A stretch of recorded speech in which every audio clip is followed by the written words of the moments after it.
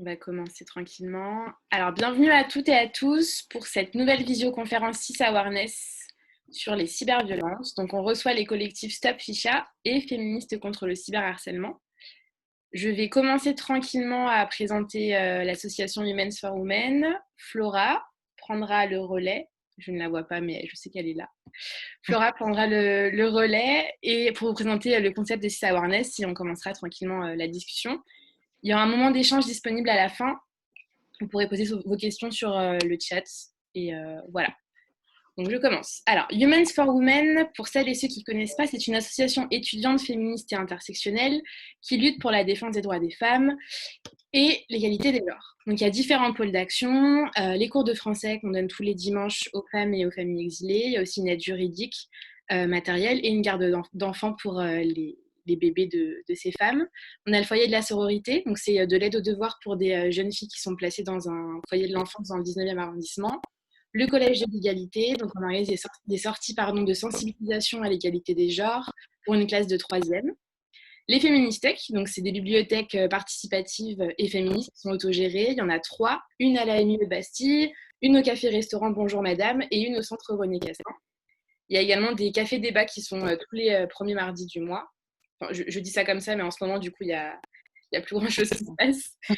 Il y a l'organisation d'un groupe de parole pour survivantes de violences sexuelles et l'écriture d'un livret d'aide qui est actuellement en cours. Le projet Art for Women, qui est un projet féministe, artistique et collaboratif qui a réuni 4 femmes artistes autour du concept de la sororité. Donc, elles ont créé tout un ensemble de designs et de produits. Donc, on a récolté plein de fonds pour financer nos projets. Et du coup, on organise aussi des conférences, des masterclass, des visioconférences. Du coup, vu que la période de confinement ne nous permettait plus d'organiser des conférences en vrai, on s'est dit qu'on allait lancer toute une série de visioconférences. Donc, c'est la 4e aujourd'hui. Et Flora va vous parler un peu plus du coup du concept des CIS Awareness. Donc, je te laisse la parole, Flora.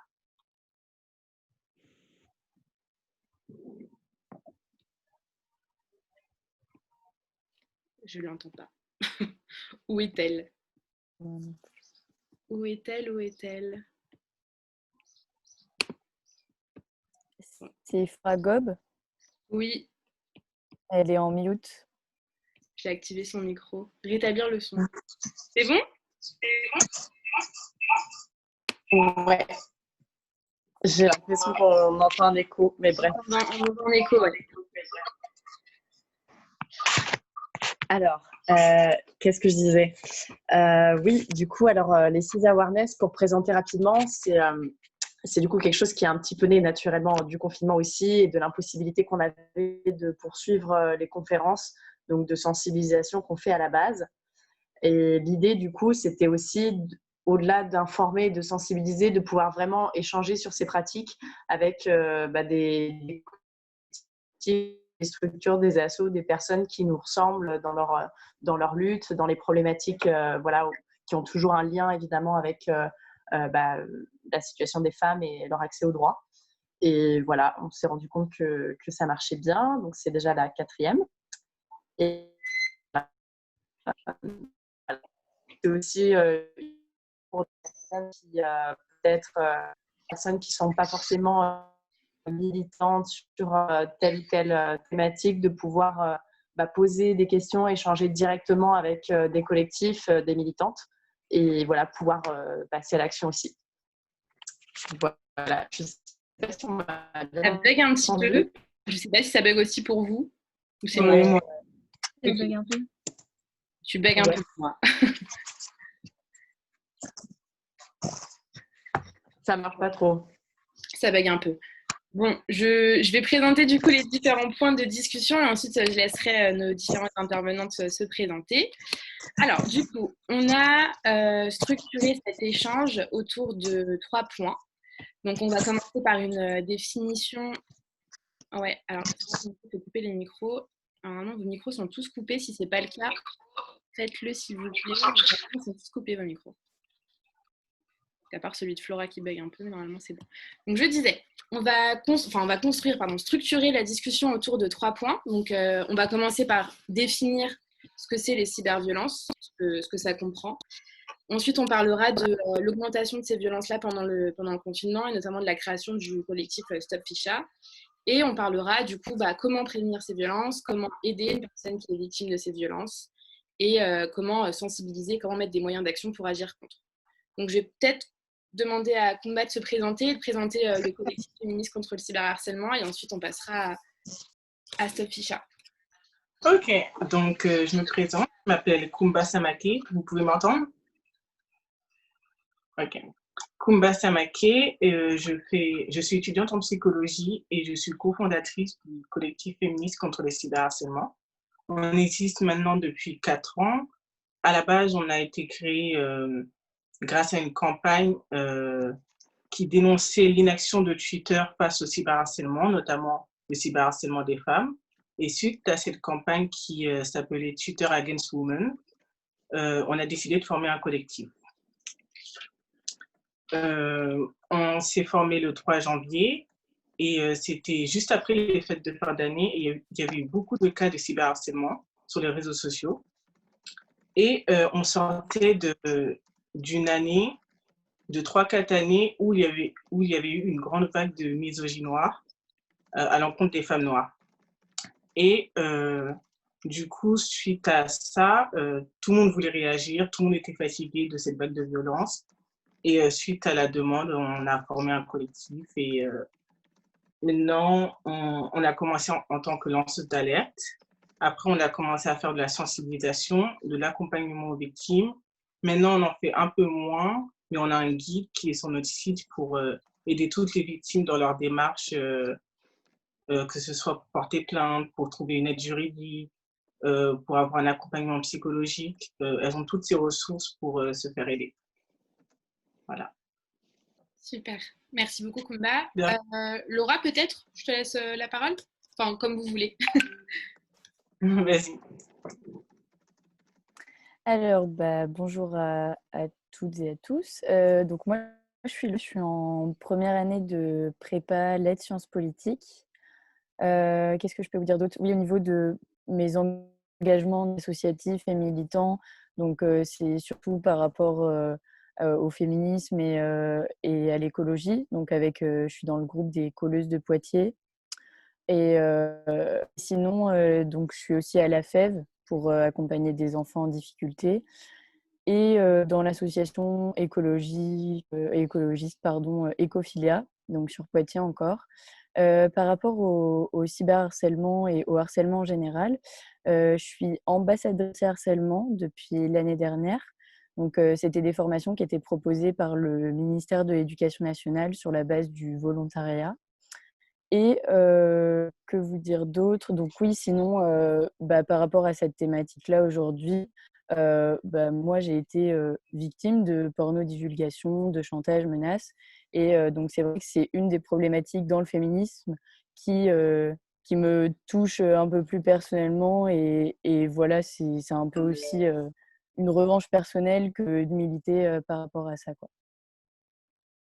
Merci. Voilà. Merci, Laura. Ajar, est-ce que tu peux nous présenter un petit peu plus le collectif Stop Ficha, comment il s'est créé?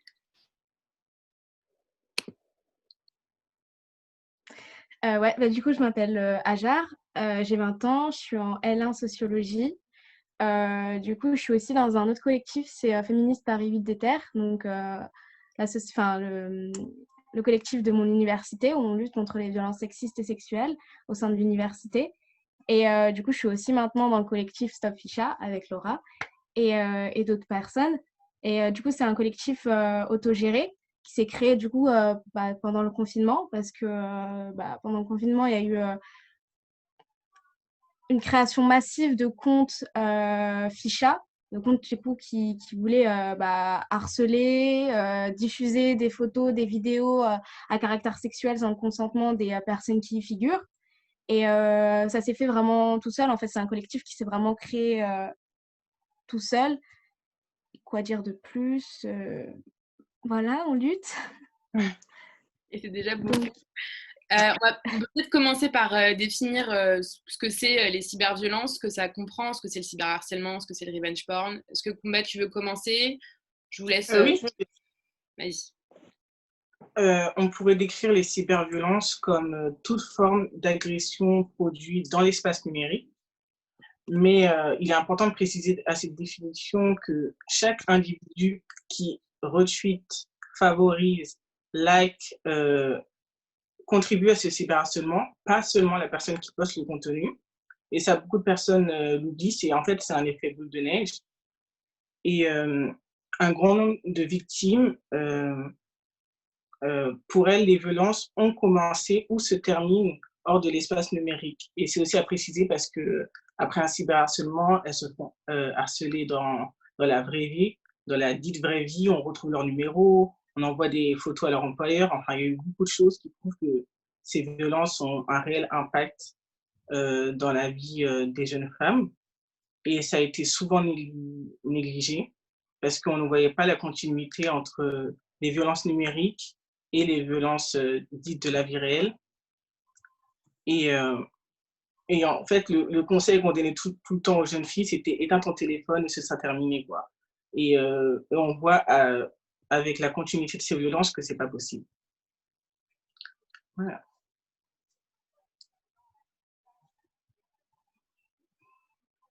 Laura Ager, je vous laisse ajouter votre définition du cyberharcèlement, comment on peut définir le revenge porn. Ah, vas-y, Laura. Alors nous, ouais, on s'est d'abord introduire avec le slut shaming parce que on s'est rendu compte que c'est la base des comptes ficha et du cyberharcèlement en général. Parce que c'est d'abord des personnes donc, qui s'autoproclament juges de penser qu'ils ont leur mot à dire sur la sexualité des femmes. Et donc, en fait, les femmes considèrent, elles, à leur tour, qu'il ne faut pas agir comme ça, envoyer des sextos, etc. Et en fait, c'est du coup une autocensure. Et après, il y a même des femmes qui donc se jugent d'autres femmes. Et en fait, c'est un cercle vicieux et on en arrive à ce revenge porn, à la porno-divulgation et au quotidien, en fait.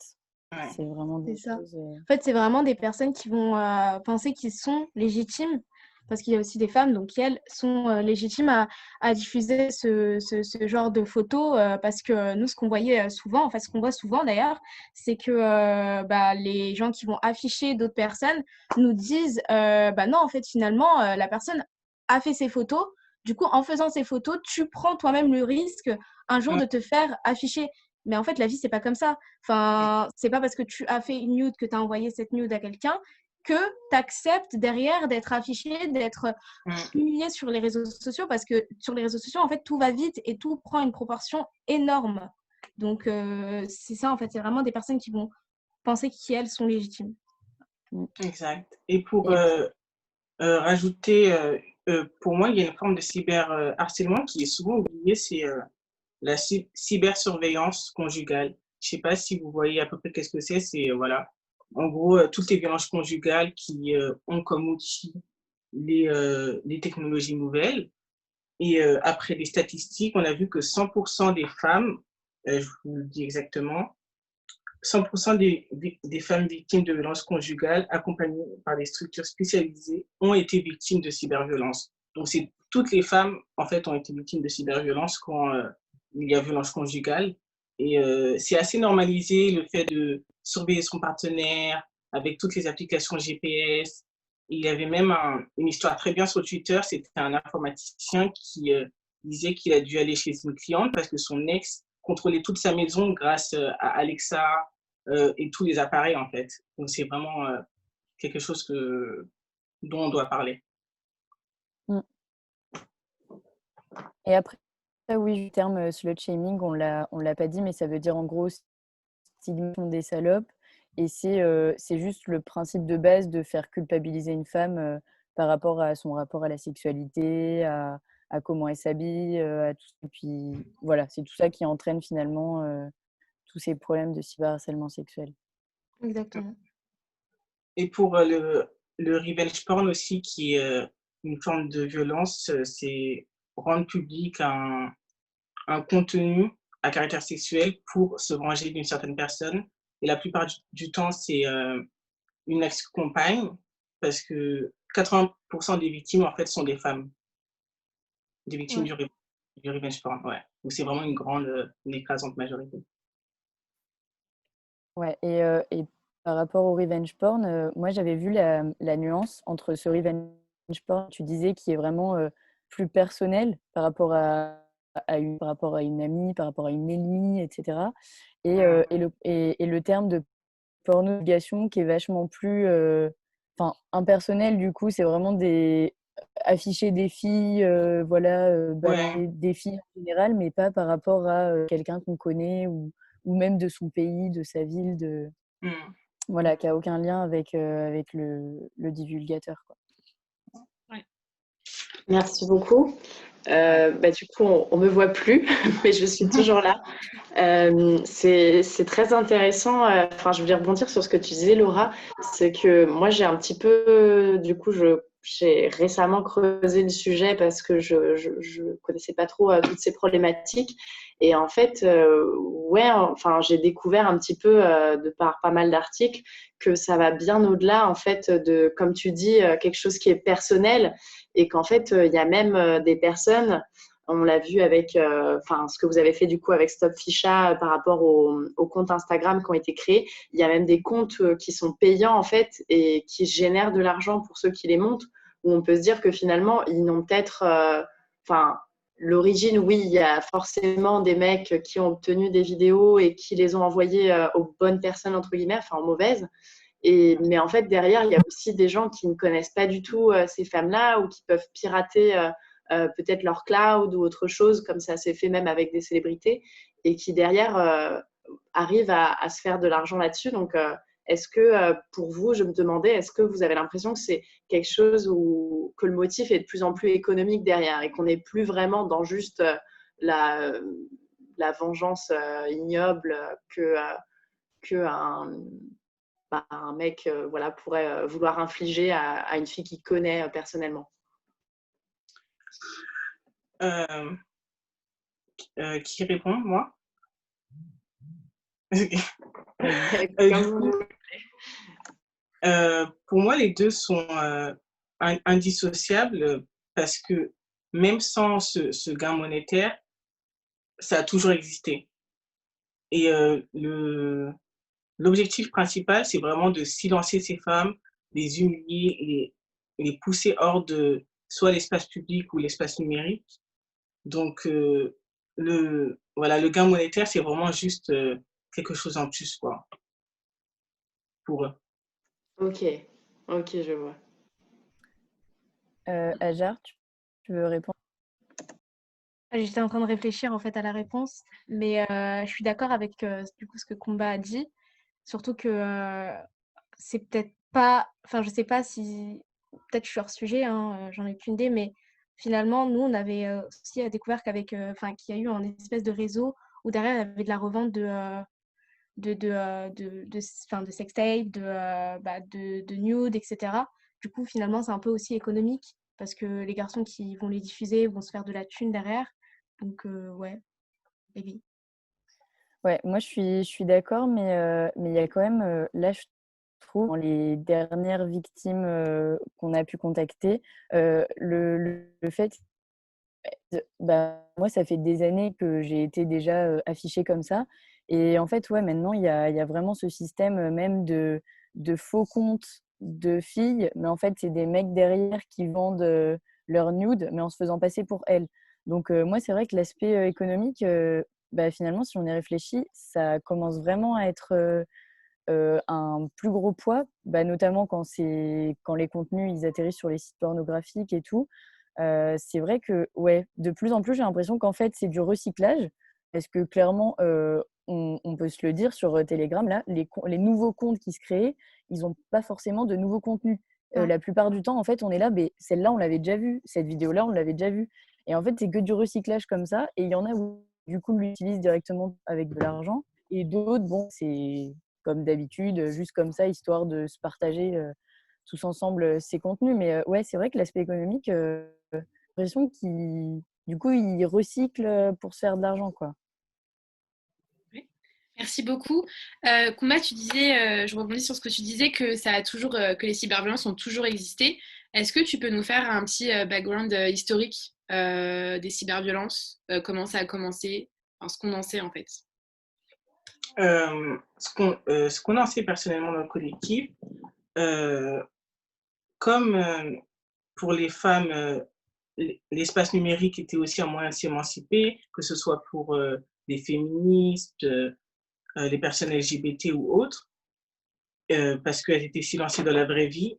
Le fait de les cyberharceler dans cet espace numérique, c'est en fait un moyen d'encore les évincer de cet espace pour, pour les silencer. Donc, attendez, j'ai perdu ce fil.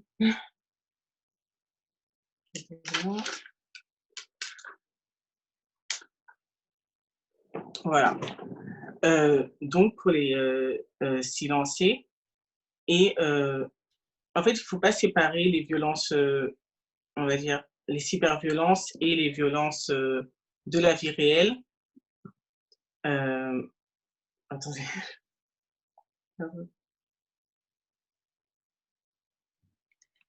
On peut y revenir plus tard si tu veux, c'est pas grave. Ouais, parce que j'ai perdu mon point. J'ai une autre petite question du coup pour le collectif Stop Ficha. Comment le confinement a fait augmenter toutes ces violences-là sur Internet? Notamment le fait qu'il y a beaucoup plus de comptes qui sont créés, que les victimes étaient isolées chez elles, seules, qu'elles n'avaient pas forcément l'opportunité d'en parler. Tu veux Bah, en fait,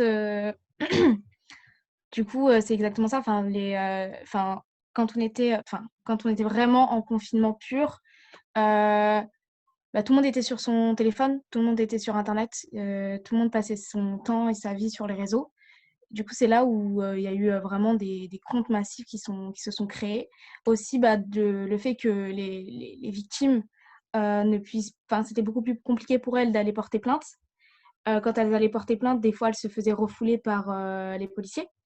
Aussi, c'était plus compliqué pour elles d'en parler parce qu'elles n'étaient pas. Enfin, aussi être H24 isolées chez soi, enfermées chez soi, bah, c'est pas facile d'aller en parler à ses parents directement. On peut pas passer par ses amis, on peut pas passer par des professeurs. On est directement confronté à ça.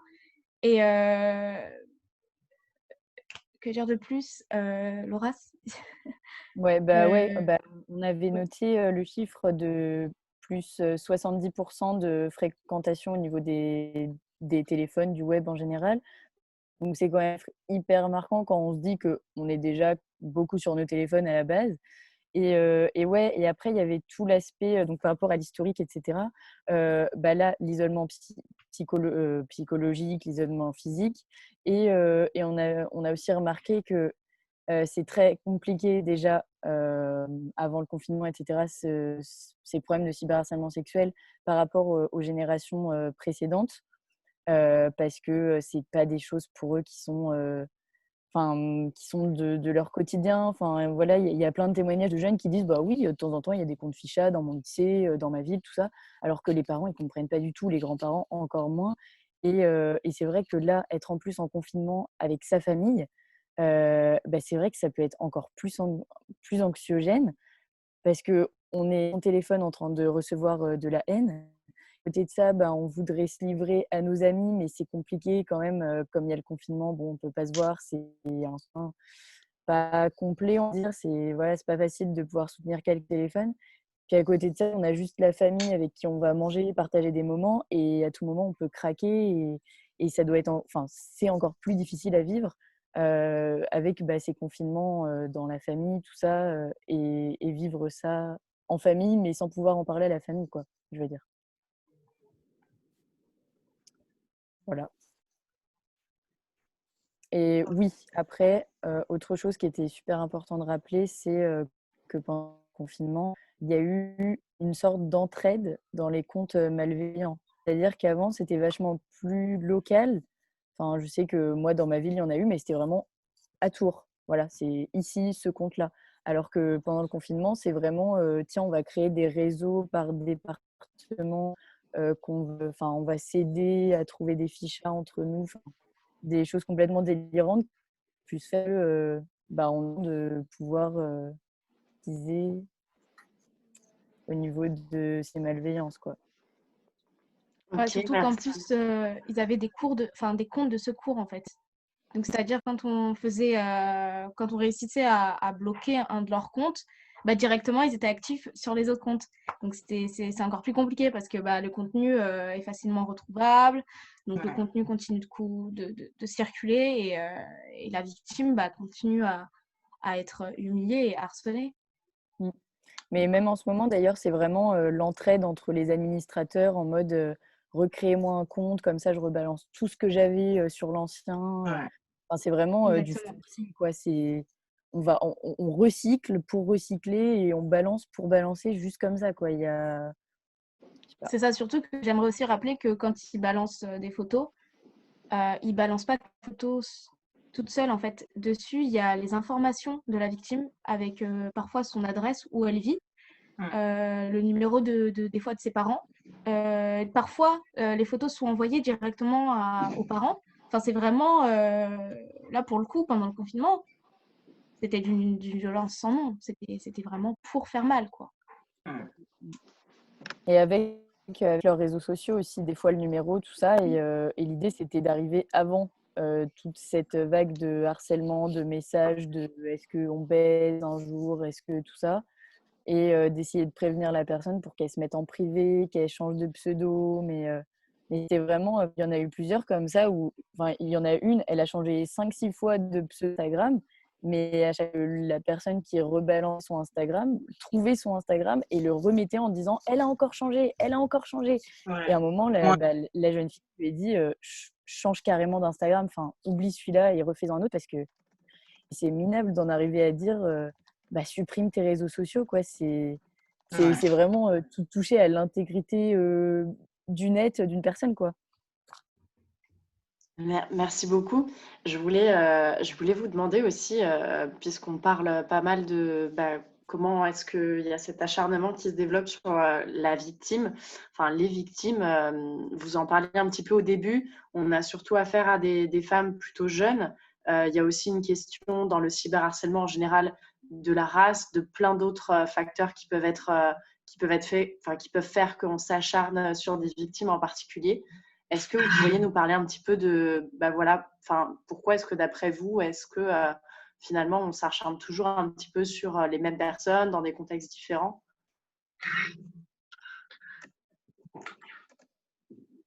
Ma question est un petit peu vague. Ou peut-être juste me dire en fait, de manière générale, est-ce qu'il y a un peu un portrait d'une personne qui ressort? Est-ce que ça dépend des contextes, ça Oui. dépend des contenus? Mais déjà, c'est généralement les jeunes femmes qui sont victimes. Après, on ne veut pas rentrer dans un schéma où c'est uniquement les jeunes femmes, mais la majorité sont des jeunes femmes. Après, c'est vraiment, on est vraiment dans l'intersection de toutes les oppressions, parce que les personnes LGBT, enfin les ados LGBT ont 3 fois plus de chances que les ados hétéros de se faire harceler sur les réseaux sociaux. Selon une étude de Amnesty International, 84%, les femmes noires ont 84% de chances de se faire harceler comparé aux femmes blanches.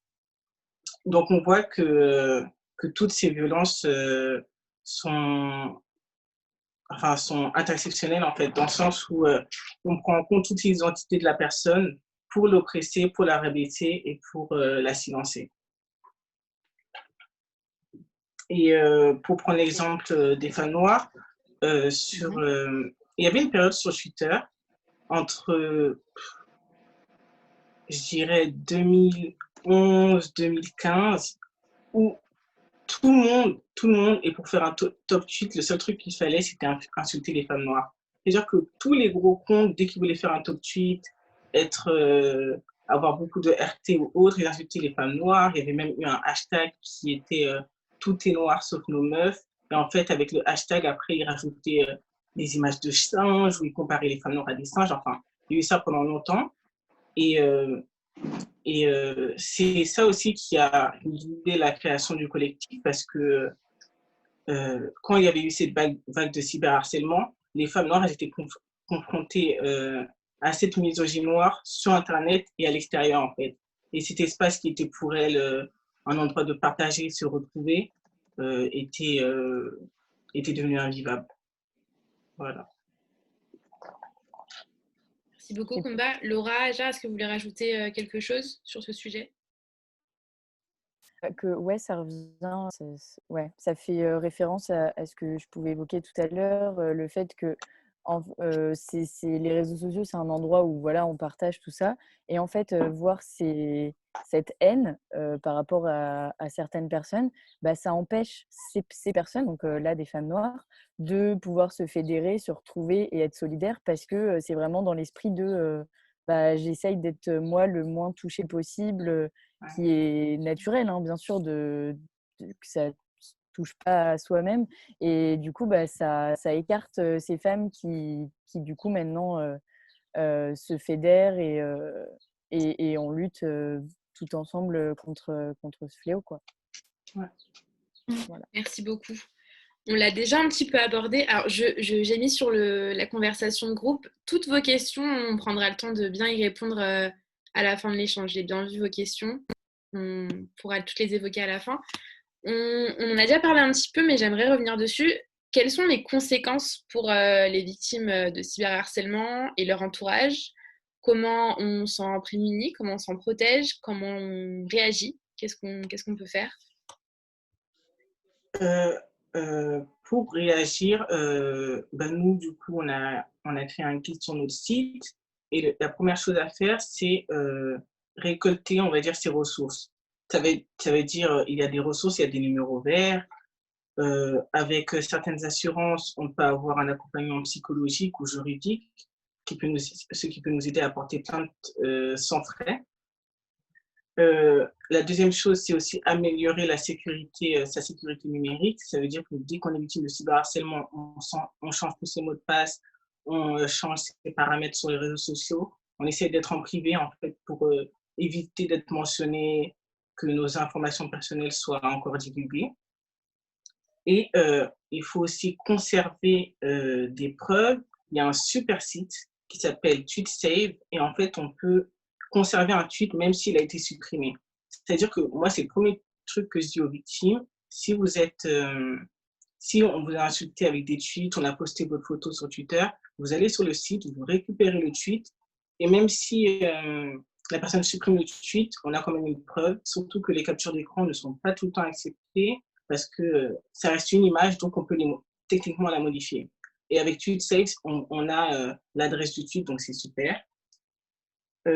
Après, il faut quand même prendre des captures d'écran, parce que ça reste toujours une des seules preuves qu'on peut avoir. Il y a la plateforme de signalement Faro pour signaler tout contenu suspect qui est super.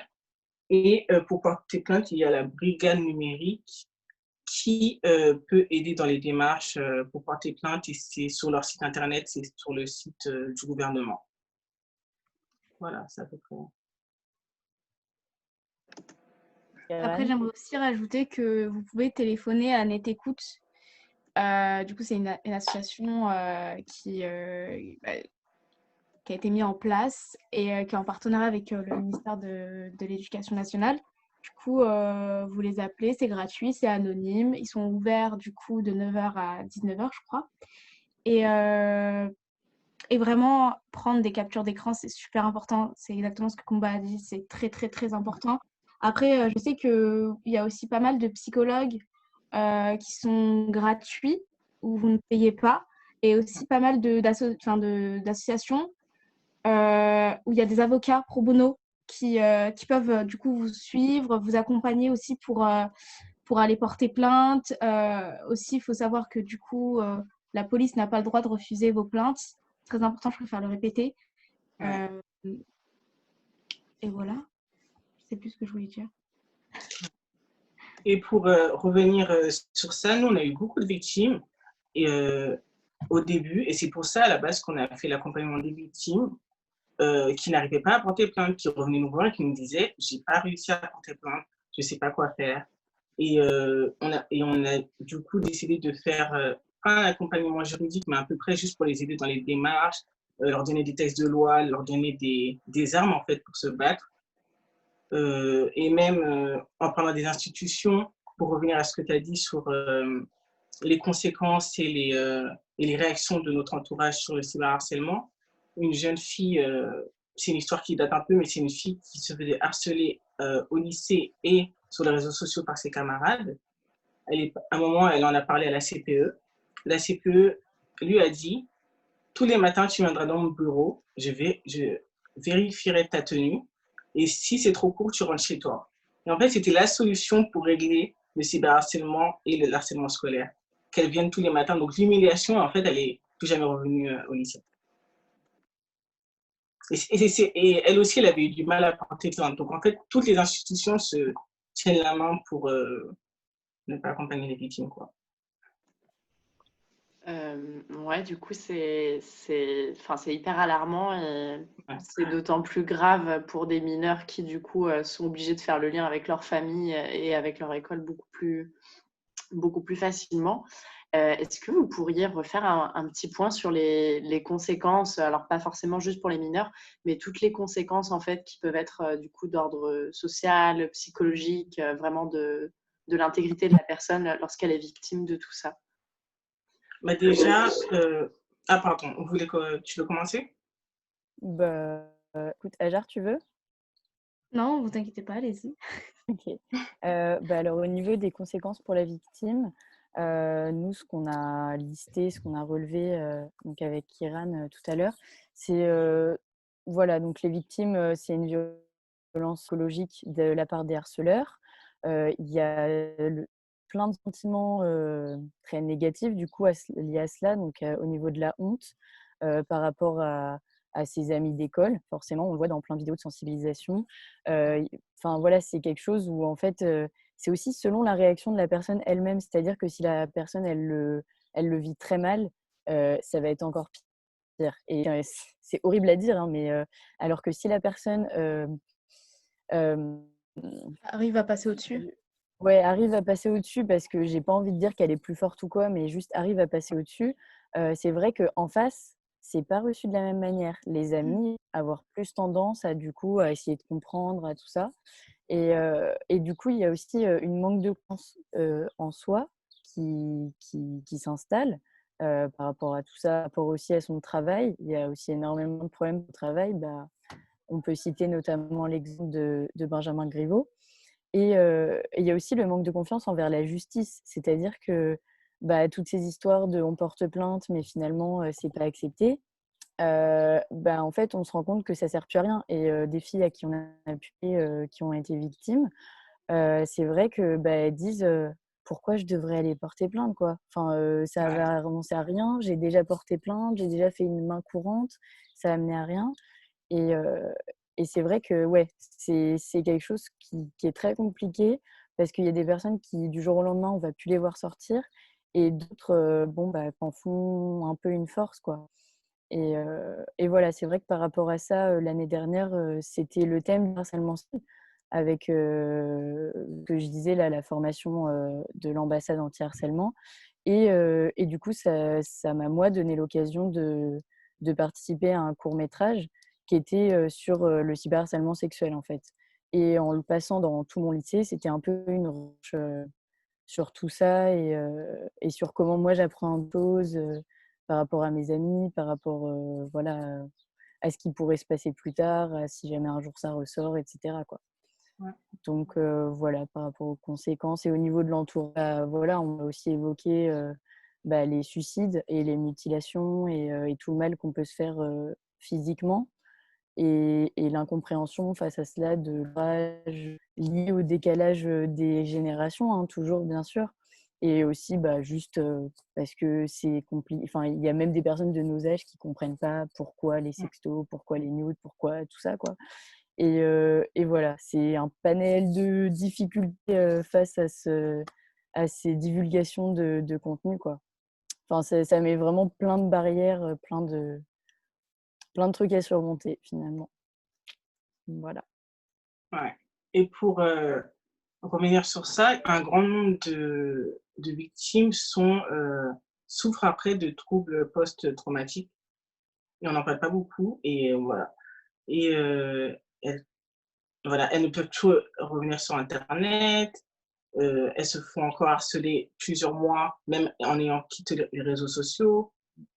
Et voilà. Et Et ça revient parfois, des années après, hein. ouais, et parfois, les familles aussi réagissent très, très mal Mm.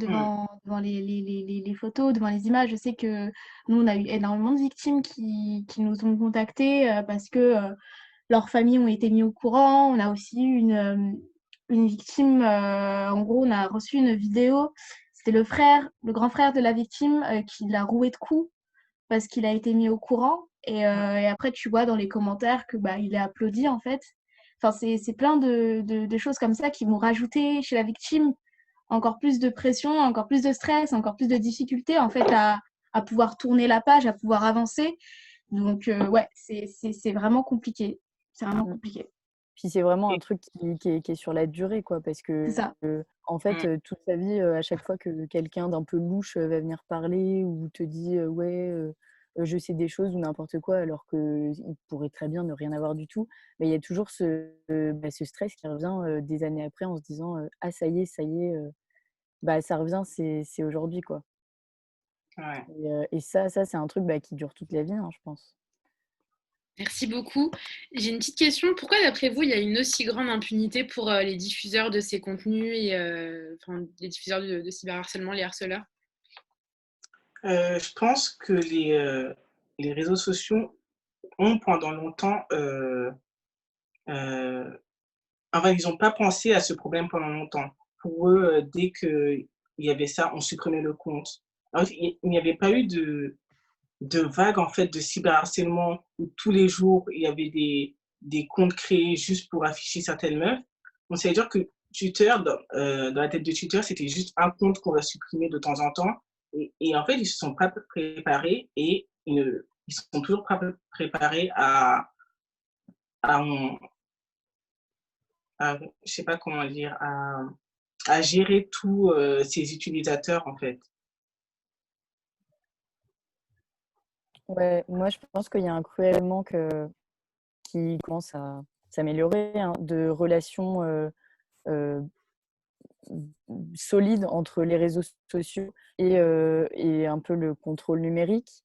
Mais du coup, c'est là où on arrive quand même, sur des questions, ouais, de contrôle, de comment est-ce qu'on gère, la censure numérique, par rapport à ça. Enfin, et Mmh. du coup, on en arrive à la loi Avia qui, je l'espère en tout cas, sera pas enfin, ira pas au-delà de ce pourquoi elle a été faite, donc pour, sécuriser, internet et qu'on n'arrivera pas à une censure de, tout et n'importe quoi. Enfin, il y a quand même déjà des comptes là, par exemple Instagram, que moi je considère bienveillants, de sensibilisation, tout ça, qui, Ouais. sont bannis, qui sont des publications supprimées, tout ça. Et à côté de ça, bon, il y a des comptes hyper malveillants qui restent longtemps. Donc, comment est-ce que ça va être appréhendé? Est-ce que du coup, ça va être vraiment une censure de on peut plus parler mal de ça, de ça, de ça? Voilà. Est-ce que ça va être vraiment du tout ou rien, quoi? C'est ça que on Ouais. va pouvoir essayer de surveiller par rapport à cette loi. Exactement. Exactement, surtout que je pense que le manque de modération de Twitter n'est pas, quelque chose, d'involontaire. Parce qu'au même moment, il y avait une soirée où quelqu'un avait spoilé la fin de Star Wars et je pense qu'après beaucoup de signalements, son compte a été suspendu. Et 2 jours après, il y avait une femme qui avait été victime de revenge porn. On avait créé un compte de signalement à l'époque, donc on avait signalé en masse pendant plusieurs jours. Les tweets n'avaient jamais été supprimés. Et ça, c'est arrivé plusieurs fois. C'est pour ça qu'on précise tout le temps que le cyberharcèlement euh, continue parce qu'il y a vraiment un manque de modération, même quand les femmes sont les principales victimes et les minorités sont les principales victimes. Il y a, voilà, il y a une volonté de ne rien faire. Ça me fait penser un peu plus récemment, Anna, la créatrice du compte même pour Cool Kid Féministe, qui avait publié un thread sur Twitter sur, je crois que c'était une personne âgée qui avait été violée dans un EHPAD, donc elle avait voulu dénoncer l'impunité, enfin tout ce qu'on peut nous, enfin toute la culture du viol autour des violences faites aux femmes. Son compte avait, je crois que le thread a été supprimé 2 ou 3 fois. Et au même moment, sur Twitter, il y avait Ouais. un thread d'un jeune de 16 ans qui expliquait comment violer une femme. qui est resté très très longtemps sur les réseaux. Ouais. Donc voilà, donc de là est né le hashtag Vous nous ferez plus taire. Enfin, c'est complètement ahurissant de voir que on peut avoir Ouais. des images de viande comme ça présentes sur Internet, alors que juste quand on veut dénoncer, ouvrir notre voix et enfin porter la parole de toutes ces violences-là et dénoncer l'impunité en fait qui nous condamne entre guillemets à nous taire et à ne rien dire. Enfin voilà, je voulais juste rebondir là-dessus parce que c'est hyper récent et Ouais. il y a fait notamment un travail de fou concernant le harcèlement sur les réseaux. Ouais. Et juste pour rebondir sur ça, lorsqu'il y a des tweets qui, qui sont écrits et créés juste pour harceler une personne, beaucoup de personnes ont l'idée de citer le tweet pour le dénoncer. Et c'est pour rappeler ce qu'on a dit tout à l'heure, c'est vraiment quelque chose à éviter. Le mieux, c'est toujours de signaler le tweet. Ne jamais citer un tweet pour le dénoncer parce que ça apporte juste de visibilité. Et comment on explique que les réseaux sociaux, ils n'ont pas un travail de modérateur et qu'ils ne puissent pas avoir un contrôle là-dessus? Il faut qu'il y ait des collectifs qui se créent, des personnes qui signalent de leur côté pour que ces comptes-là se ferment. Bah, c'est assez Ouais. malheureux, ouais. Moi, je sais que j'ai appris hier que, en gros, sur Instagram, il n'y a aucune modération française. Par exemple, tout est géré aux États-Unis ou en Russie. C'est un des deux pays. Et du coup, bah, c'est vrai que là, ça devient compliqué, en gros, bah, pour eux de traiter toutes les demandes de signalement, etc.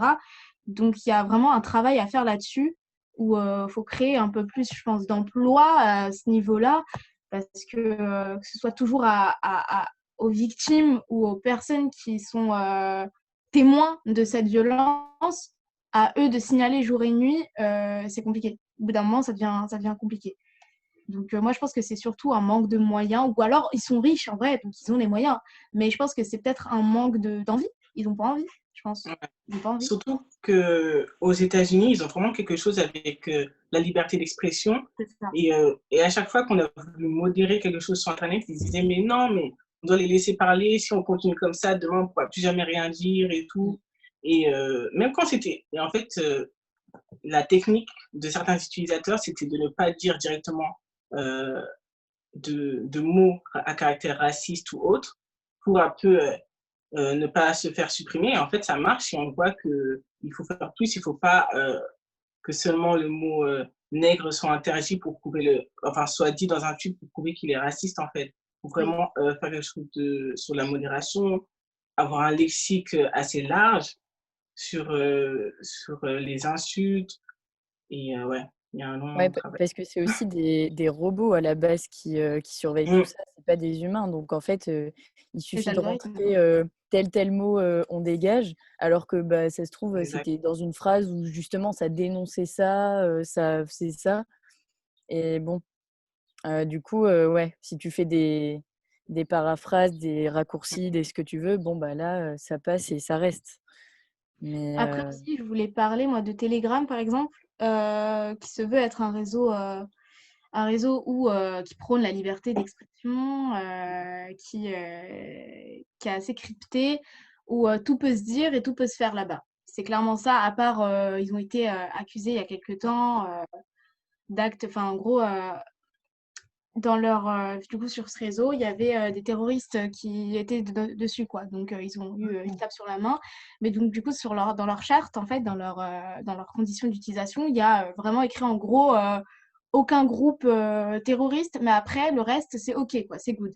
Donc, c'est là où ça devient compliqué, par exemple, avec Signal, avec Telegram, etc. Parce que signaler ces comptes-là, c'est limite impossible. C'est tellement compliqué de faire fermer un canal.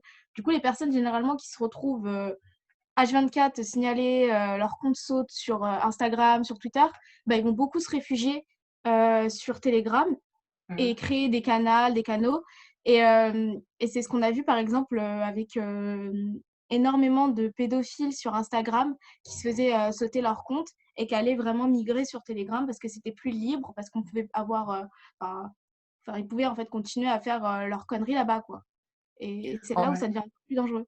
en fait, quand on parle de canal, du coup, pour le Telegram, Oui, c'est des groupes c'est des groupes, juste. C'est juste des groupes où il y a plein de monde, il y a un propriétaire et en fait, voilà, en c'est admin et tout. balance. Et en fait, les comptes directement des personnes, ils peuvent pas être signalés, bannis, supprimés, mais c'est ces groupes-là qui peuvent être supprimés. Et c'est pour ça qu'il suffit de se mettre dans plusieurs groupes. Puis s'il y en a un Ouais. qui saute, hop, on va sur le deuxième, on va sur l'autre, on va sur l'autre. Et C'est ouais, ça, c'est un fonctionnement un peu étrange au niveau du signalement. Enfin, on peut pas faire sauter un compte directement c'est ça. d'une personne. Voilà. Merci beaucoup. Je crois qu'il y a Flora qui avait une question. Oui, du coup, je voulais savoir, on a un petit peu déjà évoqué ce qui sont les premières précautions à prendre pour une victime à partir du moment où elle sait que voilà, il y a des diffusions qui sont faites sur elle. Ensuite, lorsqu'on passe un petit peu à tout ce qui est l'étape juridique, du coup, de porter plainte, est-ce que vous pouvez nous dire un petit peu plus précisément comment ça se passe? C'est quoi les dictées là-dedans? Est-ce qu'on peut porter plainte à la fois pour les personnes qui nous ont appelés et les personnes qui ont diffusé des clichés? Comment est-ce que vous voyez ça? Alors juridiquement, si je dis pas de bêtises, c'est depuis 2018 que c'est en fait, bon, c'est récent en tout cas, que sur internet, à partir du moment où tu repartages ou partages directement une un contenu d'une personne, c'est quand même considéré comme du cyberharcèlement sexuel, alors qu'à la base, le harcèlement, c'est répété. Donc c'est plusieurs messages, tout ça. Et le coup, même juste de messages, heu, des insultes, tout ça, même si c'est une insulte, c'est aussi sur internet, c'est quand même considéré comme du cyberharcèlement. Et ça, c'est une donnée qui est, enfin, c'est vraiment une avancée par rapport, du coup, au cyberharcèlement sexuel, parce qu'il suffit, d'avoir juste affiché une photo une fois pour que ce soit quand même dans cette case-là. Et après au niveau donc j'avais copié-collé de sites juridiques, ouais, c'est puni, ça a été renforcé, hem, parce que ça dégrade ses conditions de vie, sa santé physique, mentale et c'est puni donc d'1 an d'emprisonnement, 15 000 € d'amende, heu, d'après ce que je lis. Après, il y a des faits aggravants par rapport à s'il y a une grossesse, si, voilà, si c'était une mineure, un mineur, heu et voilà. Mais en tout cas, ouais, ce qu'on disait, c'est que déjà pour porter plainte, c'est super compliqué. Il y a toutes ces histoires de policiers, policières qui, vont dire, bah, comment tu étais habillée, bah, c'est quoi ces photos? Enfin, toutes sortes comme ça de questions, genre, juste pas possibles à entendre. Et et que dire d'autre? Oui, que, bah, juridiquement, c'est puni, mais que c'est toujours compliqué parce que comme, le disait Kiran, les photos, elles peuvent être modifiées, des screens. Les screens, bon, bah, ouais, c'est des preuves, mais bon, c'est toujours compliqué parce qu'en plus, il y a cet aspect d'anonymat aussi. Là, bon, on a réussi hier soir à avoir le numéro, d'un des administrateurs sur Telegram d'un gros compte. Sauf que bon, bah, c'est un téléphone jetable. Enfin, il y a tous ces trucs de, voilà, genre on se prépare à tout, on fait en sorte de pas pouvoir être retracé. Du coup, en passant par Telegram qui est vachement crypté. Enfin, tous ces trucs-là qui font que c'est hyper dur au final d'en arriver à pouvoir ouvrir des procédures, juridiques, quoi. Et aussi parce que, pour revenir sur ça, les policiers ne sont pas du tout formés à recevoir déjà des victimes de violences en général.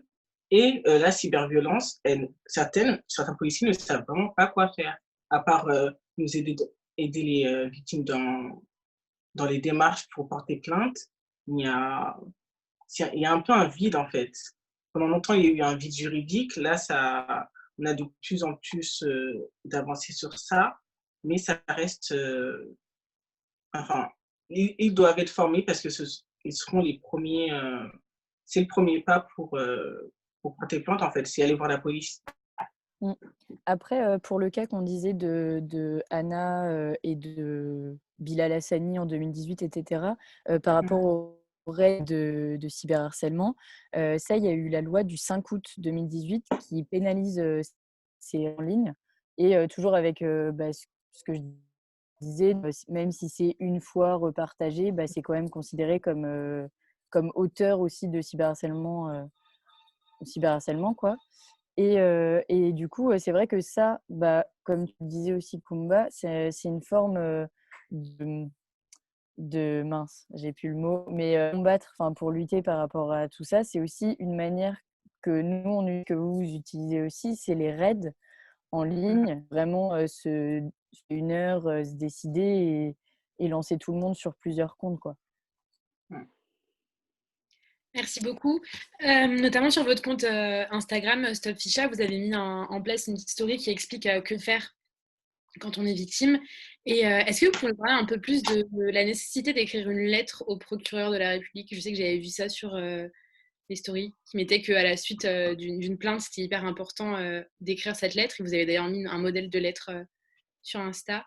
Kieran? Oui, donc ça, c'est notre avocate, du coup, qui a fait cette lettre pour aider, du coup, les victimes, si elles veulent porter plainte, en fait, avoir un document appui, en fait, pour, pour pouvoir porter plainte plus facilement, en fait. Et aussi, elle me disait hier qu'il fallait après, en fait, il fallait vraiment faire une lettre, du coup, au procureur pour en gros se mettre partie civile pour avoir en fait savoir en fait la suite du coup désolée je perds mes mots savoir la suite en fait et parce qu'en gros souvent quand on a porté plainte on se dit ok c'est bon c'est fait en fait le plus dur est fait mais finalement en fait c'est que le début. Généralement notre plainte elle passe aux oubliettes quand c'est ce genre d'affaires, surtout que je voulais dire aussi c'est que les policiers généralement ne savent même pas ce qu'est en fait le slut shaming, le revenge porn ou alors il y a très peu de personnes qui sont aujourd'hui sensibilisées sur cette violence. Et généralement, on minimise énormément, on banalise énormément cette violence.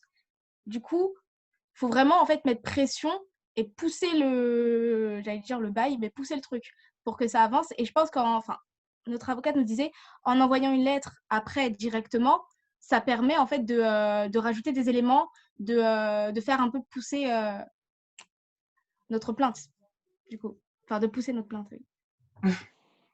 Désolée. Voilà. Du coup, c'est très important. Merci beaucoup. On avait une dernière ou peut-être avant-dernière petite question avant de passer du coup aux questions de tout le monde, des participants. Je voulais savoir en fait globalement qu'est-ce que l'État pour vous devrait faire en matière de déjà prévention de tout ça, que ce soit dans l'éducation, dans la surveillance de ce qui se passe, des comptes qu'on pourrait demander aux réseaux sociaux, mais aussi comment faire aussi pour peut-être mieux prendre en charge les victimes, punir les coupables de ce phénomène. Et voilà, tout ce qui pour vous pourrait être fait et amélioré et qu'on n'a pas en ce moment. On pourrait, déjà le premier truc pour moi, c'est informer sur, comme elle a dit Aja, c'est quoi le slut shaming, c'est quoi les cyberviolences, sans victim blaming. Victim blaming, c'est blâmer la victime lorsqu'elle est victime de cyberharcèlement.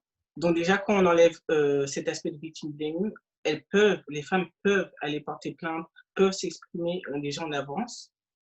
Il faut responsabiliser les réseaux sociaux, notamment Twitter. Il y a un truc qui a l'air bien, c'est Twitter a une nouvelle update prochainement et en fait on peut, j'ai pas très bien compris, mais on peut apparemment choisir qui peut voir un tweet. C'est un peu comme les stories privées sur Instagram.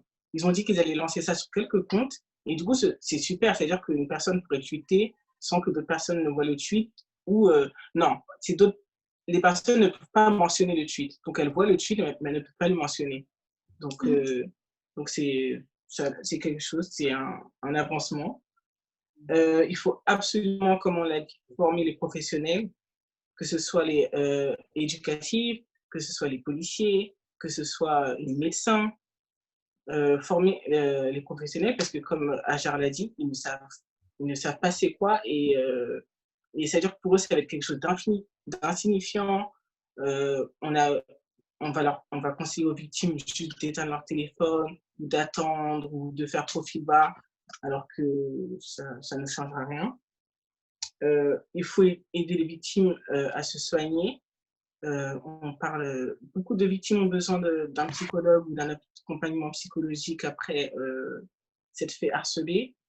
Donc, on commence à parler de plus en plus avec sais pas comment ça s'appelle, quand l'État ah bah, l'État donne une aide psychologique, j'ai oublié le nom exactement. Mais voilà, l'État pourrait ouvrir une cellule d'aide psychologique pour les victimes de cyberviolence avec des experts. Et, et voilà. Moi, après, je voudrais aussi rajouter plus de moyens pour le coup, en fait, pour lutter contre ces violences. Par exemple, Pharos, ce qu'on a appris, c'est qu'ils étaient 27 agents derrière cette plateforme. C'est rien, 27. C'est pour gérer du coup tous les signalements de France et d'outre-mer. C'est rien, c'est vraiment minime. Et mettre vraiment beaucoup plus de moyens. Et ouais, en fait, vraiment mettre des thunes enfin, quoi. Je pense que Exact. c'est de l'argent. Après, du coup, je suis d'accord avec Kumba. Laura, est-ce que tu veux ajouter quelque chose? Sinon, on va passer aux questions. Par rapport aux moyens mis en place, c'est vrai que en fait, les assos et les collectifs pallient au manque, de l'État par rapport à ça. Il y a plein de comptes à visée pédagogique pour la sensibilisation, pour militer comme nous, etc. Et l'idée, c'est vraiment de se rapprocher des victimes, d'en prendre soin, des nouvelles, de les inclure dans la lutte, même parfois quand elles en ont la force, quand elles veulent en faire une force du coup.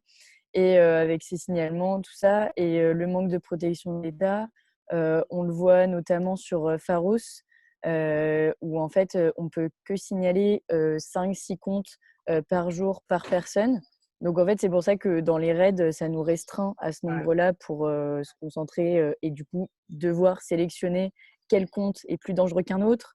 Donc ça veut dire tout un travail d'espionnage, de recherche, de se dire bon, celui-là, il en a peut-être plus affiché que l'autre.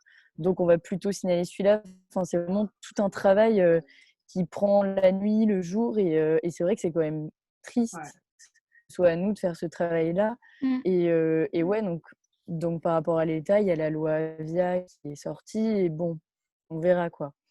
Et nous, par rapport à nos revendications, bon, en ce moment, on est en train de rédiger une sorte de tribune qui, on l'espère, aura une portée assez forte pour expliquer voilà, la situation, faire un résumé et pouvoir porter plus haut nos revendications par rapport au cyberharcèlement sexuel, quoi. Voilà. Super, merci beaucoup. On va passer aux questions. Il y a Maria qui avait des questions. Je vais activer ton micro et normalement, tu peux nous les poser de vive voix.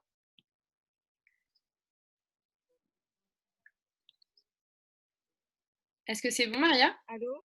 Oui. Vous m'entendez? Oui, super. Oui. Bon, bonjour à toutes. Déjà, merci pour cet échange. Je pense que c'est vraiment un sujet nécessaire. J'avais 2 questions. Du coup, vous avez assez largement répondu à la première. C'est comment le cyberharcèlement est-il pris en charge par l'État et par les plateformes des réseaux sociaux?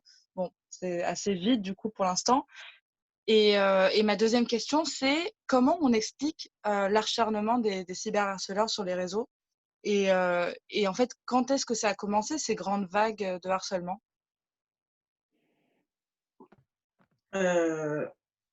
Du coup, je réponds. Ouais. Ok. Donc, je vais revenir sur un point que j'ai dit tout à l'heure.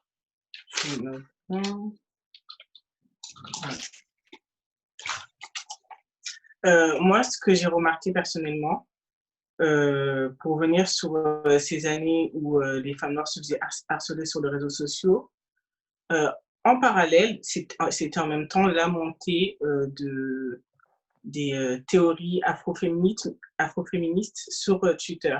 Donc, c'est-à-dire que le matin, elle se faisait harceler et l'après-midi, elle théorisait cet harcèlement ou elle faisait d'autres choses avec et elle vulgarisait les théories féministes. Et en fait, ça les énervait encore plus. C'est-à-dire qu'on avait vraiment une balance où elle se faisait harceler, le lendemain, elle théorisait. Et, l'objectif, il le disait clairement, c'était de les rabaisser et faire en sorte qu'elles soient à la même place qu'elles sont dans la vie réelle, en fait. parce qu'il disait souvent, ces femmes que vous voyez sur les réseaux sociaux, dans la vraie vie, elles baissent les yeux. Enfin, c'est vraiment pour rappeler que l'humiliation qu'elles peuvent subir dans la vie réelle va se reproduire et doit se reproduire dans ce cadre, dans cet espace numérique, en fait. C'est vraiment la continuité.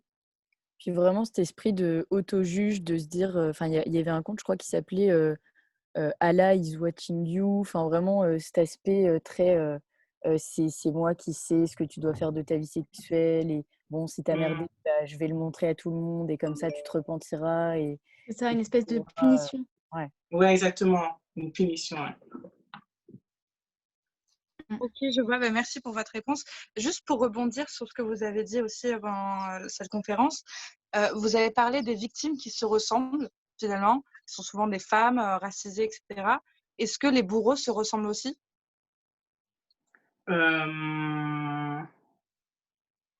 Oui et non. Généralement, c'est des jeunes. Généralement, enfin, nous, en tout cas, ce qu'on a vu avec le collectif Stop Ficha, c'est que c'était des jeunes très, très, très, très peu informés sur rien que la loi. Vraiment, ils étaient très, très peu informés, mais beaucoup de jeunes garçons. Après, il y avait aussi des personnes âgées, hein, bien sûr, on est tombé sur des gens de 40, 50 ans, mais c'est vrai qu'en majorité, c'est des jeunes. Nous, personnellement, de ce qu'on a vu, c'était très varié. Parce que moi aussi, au début, j'allais dire que c'était principalement des jeunes, mais là, je me rappelle de 2, 3 affaires où c'était même des professionnels, en fait.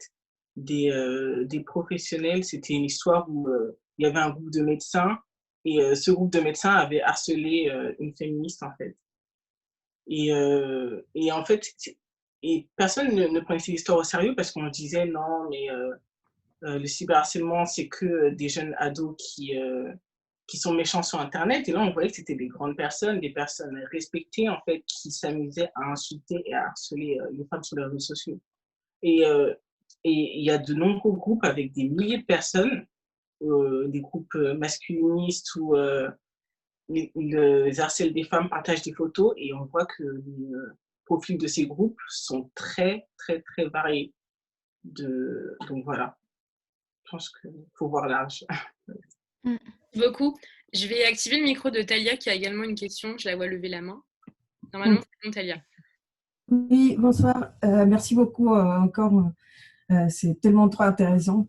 Et donc, je voulais revenir sur 2 choses. On parle beaucoup, quand on parle de cyberharcèlement, des Twitter, YouTube, Twitter, Facebook, Instagram. Mais il y a aussi de ce type de harcèlement dans d'autres plateformes, par exemple sur YouTube, sur les plateformes de musique, sur Spotify, iTunes, en fait, toutes les plateformes ont leur forme de harcèlement cybernétique. Et je voulais ramener, un peu pour la discussion, 2 exemples. Un qui n'est pas forcément dans ce type de plateforme, mais ici en France, on a par exemple le cas de Absatousti et Eric Zemmour. Et en fait, je veux ramener ça au dialogue parce que, en fait, je crois que c'était Maria qui demandait pourquoi ces gens font ça, ou quel est l'objectif. Et en fait, ou comment ça s'est produit. Et moi, j'observe qu'il y a comme un fer de lance. Et donc, c'est une personne, dans le cas de Absatou, c'est Eric Zemmour, qui passe sa vie à dire des trucs assez aberrants. Et derrière lui, il y a une armée. Et je dis bien une armée parce que ces gens-là s'auto-décrivent comme tels. Ils se disent, on est l'armée de tel.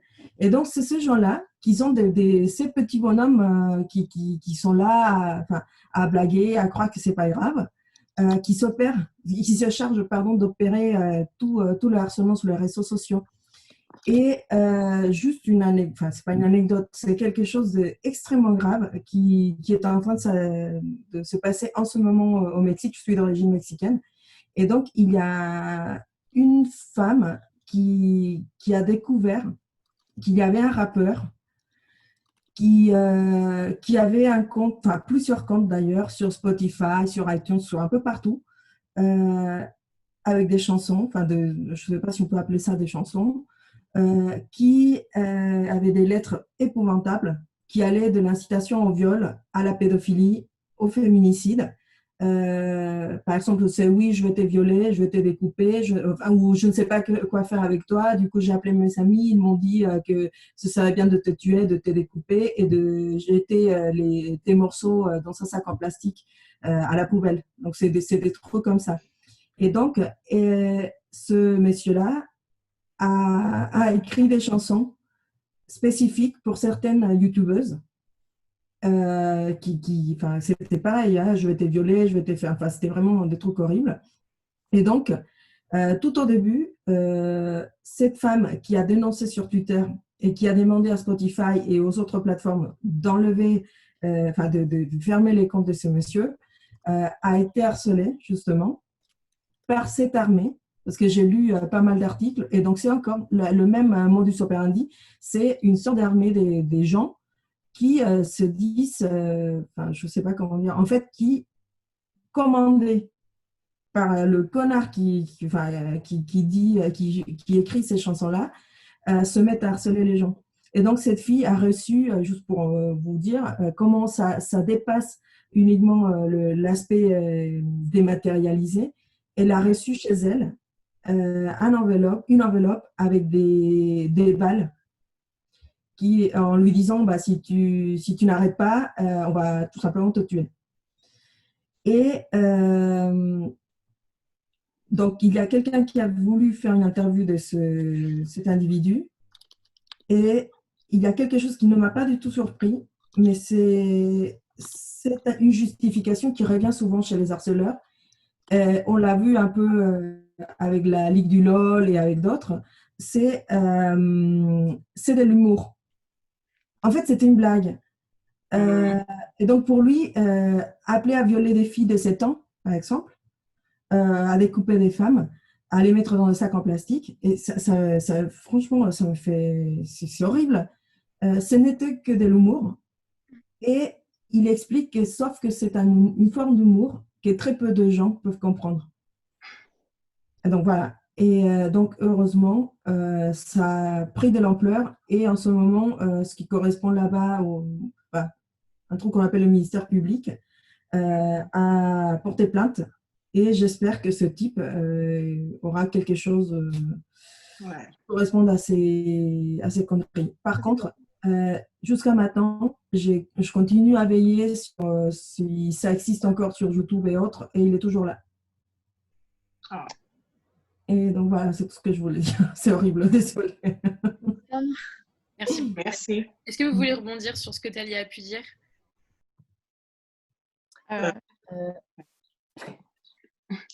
Oui. Tu veux y aller, Ajar? Je ne sais même pas quoi dire en fait, tellement je suis juste choquée, mais j'espère vraiment qu'il y aura justice en fait, que justice sera faite et que les gens comprendront que se cacher derrière l'humour, derrière oui mais c'était pour blaguer, etc. C'est plus possible aujourd'hui en fait, c'est trop. Et c'est pas une excuse valable et c'est encore moins une raison en fait qui va légitimer ses propos et non, je sais, enfin, là je suis juste choquée. Et le parallèle avec Zemmour, il était très bien parce que lui aussi se dit en fait comme une sorte de génie incompris. Et en fait, pour lui, il dénonce juste certaines choses et nous, on ne comprend pas. Les féminazis ne comprennent pas. Il se fait attaquer. Et on a vraiment cette victimisation des harceleurs, en fait, qui est leur principale justification. C'est ça, et aussi, il y a Parce que plus globalement... Ils ont quand même du soutien. C'est ça qui moi, qui me fait flipper. Ouais. Et qui est choquant, c'est qu'ils ont vraiment du soutien derrière. Ils ont vraiment des teams qui vont aller, entre guillemets, au charbon pour eux, quoi. Et c'est là où ça devient grave et c'est là où ça devient dangereux. Ouais. Et même pour revenir, même le rappeur aussi, il avait une grande fanbase, il avait beaucoup de fans qui le suivaient et qui pouvaient faire ça pour lui. Exact. Ouais. Oui, juste pour rebondir sur ça, à un moment donné, il a même écrit sur ses réseaux sociaux, parce que les gens lui disaient, t'as pas peur qu'on te fasse quelque chose, le rappeur, hein. Mm. Et il a dit, non, il y a déjà des gens qui sont en train de s'en charger. Donc, il est tellement sûr enfin, d'avoir cette sorte Ouais. d'armée qu'il se dit, de toute façon, moi, je ne bouge pas, hein. Moi, j'ai fait mon boulot et maintenant, c'est à eux de… Voilà. Ouais, des gens vont le faire, quoi. Ouais. Mhm. Mais c'est pour ça que, enfin, vraiment, on en arrive encore une fois avec, dans le cas de la France, la loi Avia, où en fait, c'est compliqué parce qu'on veut absolument que tout ce genre d'humour soit supprimé. Mais à côté, ça veut dire qu'il y a plein d'autres choses qui pourraient être supprimées aussi, quoi. Et c'est vrai que, enfin, il y a vraiment la raison de l'humour. C'est un truc que j'ai vachement lu aussi à propos de la culture du viol où souvent les réflexions c'est oh mais ça va c'était pour rigoler ou des trucs comme ça et c'est vrai qu'il y a vachement ça aussi j'ai remarqué moi sur Facebook notamment par rapport au Nurshi avec les mèmes et tout ça et euh, et ouais c'est vrai que quand il y a un Nurshi complet sur le petit Grégory assassiné Mm. noyé et qu'il y a un Nurshi complet avec que des mèmes comme ça c'est vrai qu'en fait, il y a vraiment beaucoup, beaucoup de misères sur le net qui sont pas supprimées et toujours Mm. avec, oui, cette raison de l'humour, quoi. Ouais. Et avec la liberté d'expression qui, du coup, s'il y a une loi qui restreint, la liberté d'expression, elle est remise en cause. Et là, bon, c'est pas cool pour tout le monde, mais il faut quand même des règles, quoi, parce que clairement, en fait, on veut de la liberté, mais sans règles, on voit toute la merde faire, quoi. Ouais.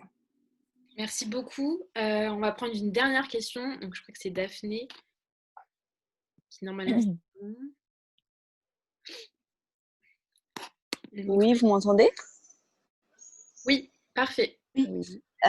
Oui, c'était juste une réflexion pour rebondir par rapport au fait qu'il y ait des personnages publics comme ça qu'on désarmé. J'avais vu dans une émission de télé où ils parlaient justement du fait qu'eux-mêmes étaient l'armée de partis politiques, enfin, notamment du Front National, enfin, de Marion Maréchal Le Pen et Marine Le Pen, et que ils étaient eux-mêmes en fait les pions pour en fait dire des espèces d'aberrations et que du coup après le discours politique qui venait après des partis politiques semblait super light et du coup Mm. acceptable et voilà, enfin juste pour insister sur le fait que du coup c'est une forme de chaîne Ouais. de pyramide et que enfin voilà, c'est un enchaînement. Ça m'a fait penser à ça. Mm. Et Mm. ça, c'est super parce que ça me fait penser à un truc que j'ai l'impression qu'il y a de plus en plus d'icônes, en fait, pas d'icônes, mais de maîtres harceleurs, dans le sens où il y aura vraiment un grand harceleur, il y aura son armée, et son armée, en fait, veut être comme ce maître harceleur, parce que souvent, cette personne, là, je parle vraiment dans tout ce qui est, tous ceux qui sont dans le truc masculiniste et tout, ils vont vraiment renvoyer des idées, des sortes de trucs de motivation pour dire non, mais cette société, elle essaie de définir l'homme. Enfin, ils ont vraiment tout un discours, en fait, dans certains groupes. Et c'est pour ça que cette armée est si dévouée, parce qu'en fait, on leur vend quelque chose, on leur vend un idéal de l'homme. Je ne sais pas si vous me comprenez, en fait. On leur vend, en fait, Mm. une sorte d'idéal de l'homme, et cette armée va juste suivre, en fait. Et, et, et ces comptes dits masculinistes, enfin, ces derniers temps, ils harcèlent en masse les comptes, les grands comptes militants et activistes sur Instagram. Enfin, il y a eu plein Mm. d'exemples. Notamment, enfin, je reviens sur Anna de Même pour Collectif Féministe qui avait fait un live. Ouais. Et, donc, je crois que c'est Valek qui s'appelle. Je ne sais même pas si c'est Ouais. utile de Valek. prononcer son nom, qui a envoyé son armée, du coup, harceler Anna et plein d'autres comptes sur les réseaux Mm. sociaux. Et c'est hyper important d'en parler et de soutenir ces comptes-là, et parce que c'est pesant quoi, de recevoir des menaces Voilà. de mort, de violence tous les jours. Voilà. Et Mm. après, de façon plus globale, en fait, c'est juste pour garder le dessus, le contrôle sur la sexualité féminine et ce que font les femmes en général, quoi. C'est vraiment, si une fille d'elle-même, en fait, sur Twitter, j'ai déjà vu, décide de poster ses seins, de manière plus ou moins artistique, on s'en fiche, quoi. Mais voilà, elle les poste d'elle-même comme ça. En fait, ça va être tout de suite plein de... Enfin, vous imaginez les commentaires, quoi. C'est vraiment en mode, mais voilà, t'es quoi comme genre de meuf, quoi. Alors que c'est d'elle-même, là, pour, pour ces exemples, c'est d'elle-même. C'est voilà, elle aime son corps, elle montre comme ça. Voilà, c'est toute la question de la censure par rapport au sein et tout. Et même là, non, non, non, oh, faut pas que les femmes elles commencent à se, hein, parce Ouais, en que c'est fait. pas à elles de décider ce qu'elles veulent montrer, ce qu'elles veulent dire. Et en fait, c'est vraiment le patriarcat Exactement. dans Ce que toute j'allais sa dire, de splendeur. manière générale, les cyberviolences, en fait, c'est juste le reflet des violences qu'on vit dans la vraie vie, quoi. Enfin, Ouais, exactement. C'est ça. bon, il y a... Et en plus, ah pardon. Non, vas-y, vas-y. Ouais. Vous avez partagé un super article dans votre story sur l'incel au Canada il n'y a pas longtemps. Ouais. Et du coup, c'est vraiment ça, quand ces icônes masculinistes vont loin, soit il y a quelqu'un de leur armée qui décide de faire ça, ou eux, ils sont tellement encouragés, ils sont tellement pleins de puissance grâce à leur armée, qu'on voit que ce collectif qui s'est créé sur Internet pour terroriser les femmes, il continue à agir hors de cet espace, en fait. Ouais. Comme tu as dit, le reflet, quoi. Clairement. Il y a Talia dans les commentaires qui nous conseille de regarder une vidéo qui s'appelle La rumeur d'Orléans. Voilà. On fera un post à la fin sur nos réseaux pour déjà récapituler tout ce qu'on s'est dit, les sites de signalement, le numéro d'écoute et toutes les trucs. Moi, je ne sais pas s'il y a d'autres questions. Si c'est le cas, vous pouvez lever la petite main sur l'application et je vous laisserai le micro. Sinon, je vous remercie de cet échange passionnant, très instructif. Merci. Et Merci à vous. je rappelle juste que la visioconférence est enregistrée, donc vous pouvez la retrouver d'ici quelques jours sur la page YouTube de l'association Humans for Women. Et voilà, merci beaucoup au collectif Stop Ficha, à Laura, et à Zar et à Kumba de Féministes contre le cyberharcèlement. C'était vraiment super. Merci. Voilà, merci à tous d'avoir participé et à très bientôt. À plus. Oui, Merci beaucoup. Salut. Bonne soirée. Au revoir, bonne soirée. Bonne soirée. Bonne soirée.